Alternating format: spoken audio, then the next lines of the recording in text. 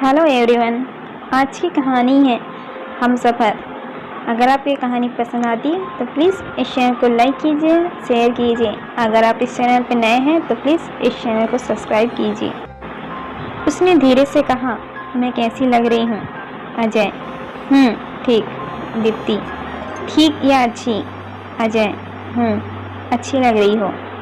दीप्ति, ये साड़ी मुझ पर जच तो रही है ना?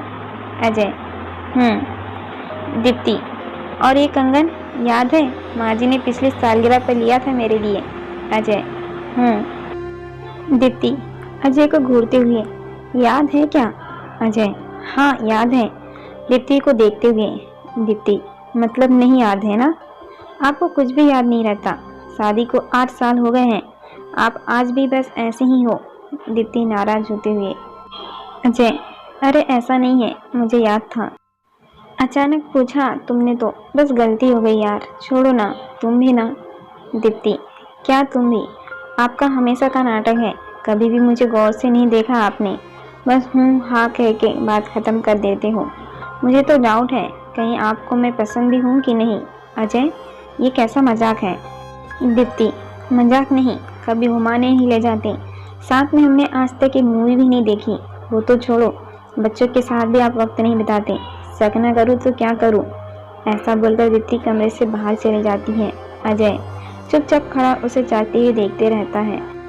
अरे दीप्ति, ऐसा नहीं है, क्या छोटी छोटी बात पे नाराज हो जाती हो? सुनो तो। अजय को नज़रअंदाज करके दीप्ति बच्चों के साथ खेलने लगती है जैसे सब नॉर्मल हो। उसके मासूम से और भोले से चेहरे को अजय बड़े गौर से देख रहा था। 8 साल हो गए शादी को और 2 प्यारे से बच्चे हैं। कभी लगा ही नहीं कि वक्त कैसे गुजर गया, जैसे कल की ही बात हो। दीप्ति सुहागन के जोड़े में उसके घर आई थी। आज के दिन उसके आने से पूरा घर खुशियों से भर गया था, सिवाय उसके। अजय थोड़ा उदास हो जाता है। दीप्ति उसकी माँ की पसंद थी। कुछ बोले बगैर अजय घर से बाहर चला गया। दीप्ति उसे बाहर जाते देख रही थी। वो कुछ कहती उससे पहले अजय जा चुका था। सिगरेट का एक लंबा कस लगाते हुए वो चले जा रहा था, कुछ धुंधला सा, पर यादें आज भी दिल के किसी कोने में दबी सी थी। यही वजह थी शायद कि अजय को खुश रहना भाता नहीं था। सिगरेट के खत्म होते ही अजय ने दूसरी जला ली। चलते चलते अजय काफ़ी आगे तक आ गया था। उसे एहसास था कि वो काफ़ी आगे आ गया है, पर पीछे काफ़ी कुछ छूट भी गया था। ये उसे आज दीप्ति ने एहसास दिलाया था। एक गहरी सांस लेते हुए अजय वहीं सामने एक पार्क के बेंच में बैठ जाता है। सिगरेट हाथ में ही जलती रह गई। एक अजीब सी बेचैनी अजय को होने लगी, जैसे कोई उसे जोर से चिल्ला रहा हो, हाँ चले जाओ, अब तुम क्यों मुझसे बात करोगे? आखिर मैं अब तुम्हारी लगती ही क्या हूँ? मेरे प्यार और विश्वास दोनों को ही धोखा दिया है तुमने। जाओ, चले जाओ। रेशमा ने जोर से अजय के मुंह पे दरवाज़ा बंद कर दिया। अजय थोड़ा घबरा गया। उसका पूरा बदन पसीने से भीग गया था। आसपास गाड़ियों का शोर था। अजय ने खुद को बेंच पर बैठा पाया। ये क्या हो रहा है मुझे? अजय सोचने लगा। रेशमा अजय का पहला प्यार थी। अजय उसे बहुत प्यार करता था, अपनी जान से भी ज़्यादा। रेशमा और अजय अपनी कंपनी के एक सेमिनार में मिले थे। वहाँ दोनों में बातें, फिर मुलाकातें शुरू हुई। रेशमा एक बहुत ही अच्छी और सुलझी लड़की थी। दोनों को एक ही नज़र में प्यार हो गया था, पर रेशमा ने कभी अजय से कहा नहीं। जब अजय ने प्रपोज किया तो उसने मना भी कहीं नहीं किया। रेशमा अजय के दिल की धड़कन बन चुकी थी, जिसके बगैर अब अजय जी नहीं सकता था। वो चाहता था कि जल्द से जल्द रेशमा उसके घर आ जाए।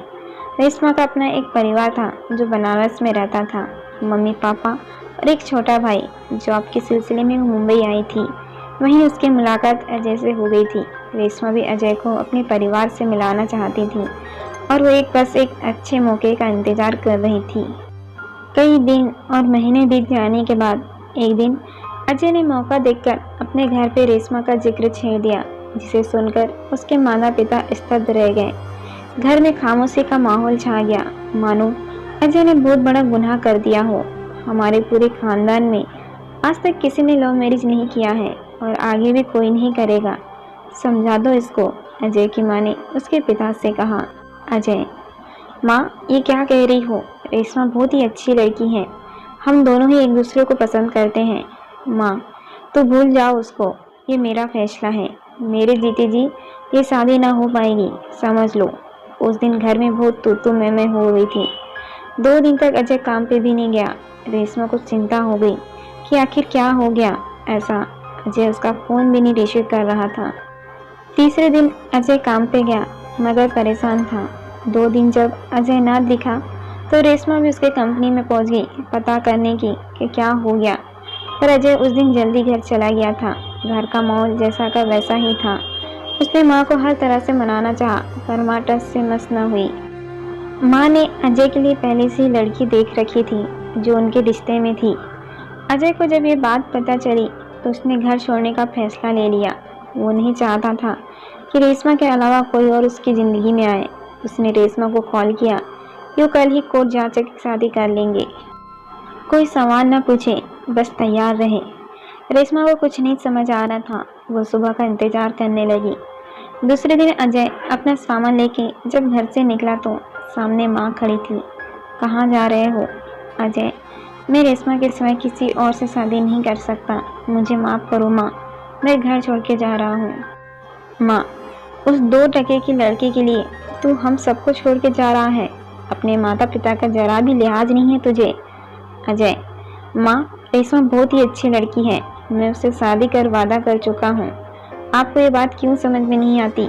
मैं इसके बगैर नहीं जी सकता। माँ, ठीक है, जा और आज के बाद हमें मरा हुआ समझ लेना। पाल पोस कर तुझे इतना बड़ा किया ये दिन देखने के लिए। जा, चला जा। अजय कुछ बोले उससे पहले माँ ने दरवाज़ा बंद कर दिया। अजय खामोशी से रिक्शा पकड़कर जाने लगा। क्या कुछ नहीं सोचा था उसने और क्या कुछ हो गया। उसे कुछ भी समझ नहीं आ रहा था कि क्या हो रहा है। वहाँ रेशमा तैयार होकर बैठी थी। अजय रेशमा के घर के पास रिक्शा को रोकता है। वो जैसे ही पैसे देने लगता है उसका फ़ोन बजने लगता है। जैसे ही अजय फ़ोन उठाता है उसके हाथ का सामान छूट जाता है। वो उसी रिक्शा में फिर से बैठ जाता है और हॉस्पिटल के लिए निकल पड़ता है। अजय, क्या हुआ माँ को? पापा, तुम्हारे जाने के बाद इसको दिल में दर्द हुआ और वो बेहोश हो गई। अब तो तुम खुश हो ना? यही चाहते थे तुम? अजय के पिताजी रोते हुए कहते हैं। अजय, ऐसा नहीं है पापा। वहाँ रेशमा अजय का इंतजार कर रही होती है पर अजय को कुछ समझ में नहीं आ रहा था ये क्या हो रहा है। डॉक्टर, पेशेंट के साथ कौन है? अजय, जी हम हैं। क्या हुआ डॉक्टर? डॉक्टर, लगता है कोई सदमा लगा है उनको, अभी आईसीयू में रखा है। चिंता की कोई बात नहीं है, वह भी खतरे से बाहर है। अजय खामोशी से वहीं बेंच में बैठ जाता है। उसका ध्यान फ़ोन पे जाता है। ये क्या, रेशमा के 20-25 मिस कॉल। उसे याद आता है कि रेशमा उसका इंतज़ार कर रही होंगी। वो तुरंत रेशमा को कॉल करता है। रेशमा, अजय कहाँ हो तुम? सुबह से कॉल कर रही हूँ, शाम हो गई, कहाँ हो? कोई फ़ोन तक नहीं किया तुमने? अजय, हाँ, वो माँ को हॉस्पिटल आया है। रेशमा, क्या हुआ माँ को? कौन से हॉस्पिटल में हो? मैं अभी आती हूँ। अजय, नहीं, तुम मत आओ, मैं आता हूँ बाद में, अभी ठीक है वो। कह के वो फ़ोन रख देता है। रेशमा वहाँ से हेलो बोलती रह जाती है। अजय जैसे खामोश सा हो गया। क्या करे अब, कुछ भी नहीं समझ आ रहा था।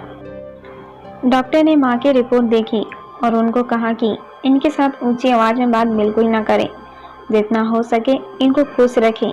अब वो ठीक है, कल लेके जा सकते हैं उनको। इतना बोलकर डॉक्टर चले जाते हैं। शाम को माँ को होश आता है। अजय को सामने पाकर वो बहुत खुश होती हैं। बेटा, मुझे छोड़ के तो नहीं जाओगे ना? अजय, माँ तुम आराम करो, मैं कहीं नहीं जा रहा। कुछ दिनों बाद माँ ने जो लड़की देखी थी, आज अजय के साथ उसकी सगाई थी। घर में खुशियों का माहौल था। सारे रिश्तेदार दोनों को ढेर सारी बधाइयाँ दे रहे थे। कई दिन हो गए अजय की कोई खबर न आने के कारण रेशमा उसका एड्रेस लेके उसे मिलने उसके घर आ जाती है, पर वह तो कुछ और ही देख लेती है। रेशमा को अपने सामने देख अजय घबरा गया, पर रेशमा कुछ बोले बगैर ही वहाँ से चली गई। सारे कस्मे वादे एक पल में चकनाचूर हो गए थे। अजय डर गया कि कहीं रेशमा कुछ कर न ले। वो सब छोड़ के भागा उसके पीछे। रेशमा के तो जैसे पैरों से जमीन ही खिसक गई थी। उसके आंसू रुकने का नाम ही नहीं ले रहे थे। इतने में अजय भी उसके घर आ गया। Reshma, please open the door. दरवाज़ा खोलो रेशमा। रेशमा, अब क्यों आए हो यहाँ? चले जाओ, रेशमा ने कहा। अजय, मेरी बात तो सुनो प्लीज़, एक बार दरवाज़ा तो खोलो। रेशमा ने दरवाज़ा खोला और कमरे में चली गई। अजय, मैं नहीं जानता कि मैं इस वक्त तुमसे क्या कहूँ, पर प्लीज़ मुझे माफ़ कर दो। तुम ही मेरा पहला प्यार हो। इतने में रेशमा बोल उठी। और दूसरा प्यार? रेशमा, प्लीज़, मैं मजबूर हूँ बहुत। क्या करूँ, कुछ समझ नहीं पा रहा हूँ। रेशमा, तो क्यों आए हो यहाँ? मेरा मजाक बनते देखने के लिए? अजय, मैं क्या करूँ, मेरे हालात समझ नहीं आते तुमको। कैसे कैसे तुमने मुझे भुला दिया? एक बार भी मेरी याद नहीं आई। मैं यहाँ पागलों की तरह तुम्हारा इंतजार कर रही थी। ये देखो, ये साड़ी तुम्हारी पसंद की थी। एक बार भी बताना जरूरी नहीं समझा मुझे। अजय को पकड़ते हुए, क्यों किया तुमने ऐसा मेरे साथ? बोलो अजय, क्यों किया ऐसा? अगर मैं आज वहाँ नहीं आती तो मुझे कभी पता भी नहीं चलता। अजय, मुझे माफ़ कर दो, मैं बताना चाहता था पर कैसे कहता। रेशमा, तुम जाओ अजय, और हाँ, चिंता मत करना, मरूंगी नहीं। तुमने मेरे प्यार और विश्वास दोनों को तोड़ा है। इतना कह के वो अजय के मुंह पे दरवाज़ा बंद कर देती है। अजय कुछ कह नहीं पाता, क्या कहे समझ ही नहीं रहा था उसे। कुछ देर वहीं खड़ा रहा, रेशमा बाहर आएंगी ऐसा सोचकर, पर वो नहीं आई। कमरे का दरवाज़ा अजय ने खटखटाया। रेशमा, प्लीज़ एक बार मुझे माफ़ कर दो, प्लीज़। रेशमा, तुम जाओ अजय, वरना मैं सच में कुछ कर लूँगी। अजय कुछ बोले बगैर वहाँ से चला जाता है। वो दिन है और आज का दिन है, वो फिर कभी रेशमा से नहीं मिला। कुछ दिनों बाद अजय की शादी उसकी माँ की पसंद की लड़की से हो जाती है। पूरा घर खुशियों से भर जाता है, सिवाय उसके। शादी के कुछ महीनों बाद अजय ने रेशमा से मिलने का फैसला लिया और वो उसकी कंपनी में गया भी। पर वहां जाके पता चला कि रेशमा वहां से कब की नौकरी छोड़ के जा चुकी है। अजय निराश होकर वहां से चला गया, पर रेशमा को कभी भुला न सका। इस शहर की हर जगह पे उसकी रेशमा के साथ यादें जुड़ी थी। इसलिए अजय ने वो शहर ही छोड़ दिया और ग्वालियर आ गया। आज कई सालों बाद रेशमा की यादों ने उसे रुला दिया था, पर वो ये किसी से कह नहीं सकता था। वो उससे मिलने के लिए बेचैन हो गया था। बस एक बार रेशमा से मिल ले, उससे माफ़ी मांग लेता तो सुकून मिलता। अजय ये जानता था कि वो उसे कभी माफ़ नहीं करेगी। खामोशी से बेंच पर बैठे बैठे अजय ने सिगरेट सुलगाई और सोचने लगा कि कैसे वो रेशमा से बात करे। उसने अपने पुराने दोस्त किशोर को कॉल किया। बातों ही बातों में अजय ने रेशमा का जिक्र निकाला। किशोर, अरे यार, तुम अभी भी उसे नहीं भूले? वो तो कब का यहाँ से जा चुकी है। अजय, हाँ मैं जानता हूँ, पर कहाँ गई है ये नहीं पता। क्या तुम्हें पता है कुछ? किशोर, रेशमा यहाँ से जाते वक्त मुझसे मिलने आई थी, तब वो बहुत डिस्टर्ब थी। वो अपने घर बनारस वापस चली गई है। अजय, कोई कांटेक्ट नंबर है क्या उसके तुम्हारे पास?